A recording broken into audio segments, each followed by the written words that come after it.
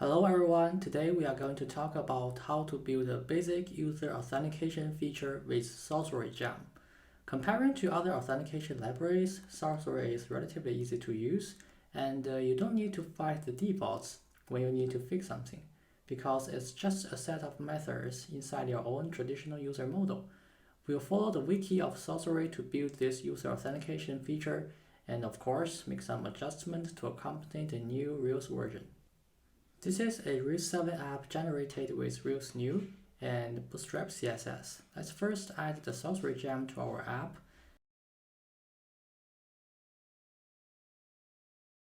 And restart the app to see if everything is okay.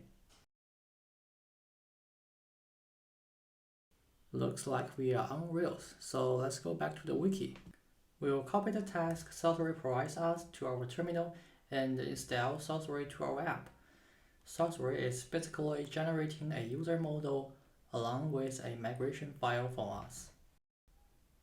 Okay, then we'll run the migration to create this users table with Rails DB migrate. Then we'll also need a users controller to create or delete a user. Let's use the one that Sorcery Wiki suggests us. Let's actually try the controller code. First, we'll need to add a route to go to the user's index page. Let's make it the home page for now. Refresh the page, okay. Let's also add some CSS to make the page looks better on the screen. We add a bootstrap container and some margin to the top. Okay, and we'll continue to add the strong parameters to the user's controller. When we generated this user's controller, we added the encrypted password and salt field. We can view those in a user's show page, but we don't actually need those. So let's remove them and replace them with password and password confirmation in our form. Let's copy the form code and replace the generated form code with them. Refresh the page and have a look. Before we create a new user, we will need some validations. Sorcery Wiki provided us some example, but we can also create our own. I'll just take them from the wiki. For example, we require a minimum length of 3 for the password. We need the password confirmation to match the password, and we also want the email to be unique. Now let's create a user. First, we intentionally leave the password confirmation field to be empty. And yes, there are the error explanations to confirm our validation code works. Let's add the matching password confirmation and create a user. A user is successfully created. Now that we have a user creation feature, and we also need a login logout feature. Let's go back to the wiki to see how Sorcery is handling user sessions for us.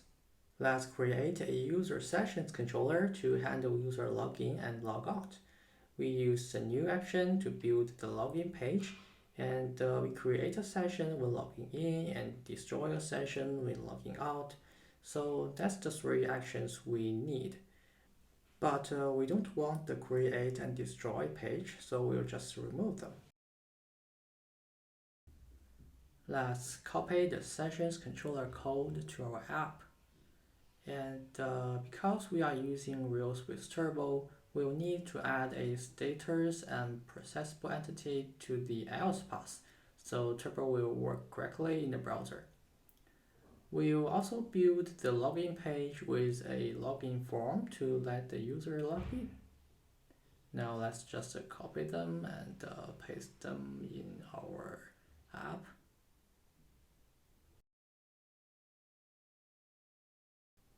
We will also set the routes for login and logout. Let's first remove the unused ones and remove those comments and paste them here. The code from the wiki is a little bit redundant, but it should work. Now we'll add some wheel code like login and logout buttons. Let's go to our layout template and just put them on the top of the body. So let's refresh the page and we can see a login button here. Let's try it. Um, we are seeing some unexpected error page here complaining some user and initializer files. When we see something wrong with the initializer file, often the case is because we didn't restart our real server after adding some gems. So let's just restart our server and refresh the page, log in again. So now let's try the logout function. Click the logout button. Oops, there's a routing error. It says something doesn't match get logout, but actually we should be calling a post or delete to the logout action. So let's try fix it with a data turbo method of post. And go back, refresh the page, click logout. Okay, now we are logged out. It works.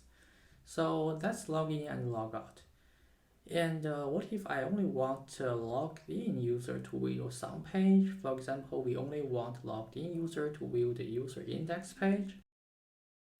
Sorcery provides us a require login method. We can add a before action callback to the user's index action so that we require the user to be logged in to view the user's index page. Let's add a only index to our user's controller. By default, when the user hits an action that requires login but is not logged in, he should be redirected to the root path. Since our app uses user's index page as root path, we need to override the default and redirect the user to the login path. We will add a not authenticated method in the application controller, and let's also add some CSS for the alert flash. Let's make it red. Then let's try visiting the root path without logging in. See, it shows the alert flash and asks us to log in first. Then let's use the wemail user we created earlier and then click login. Now we have logged in and we can visit the user's index page, which is also the root path.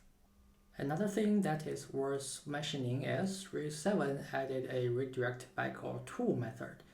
But Sorcery also has a same name method. If you encounter some weird behavior when submitting form, beware of this.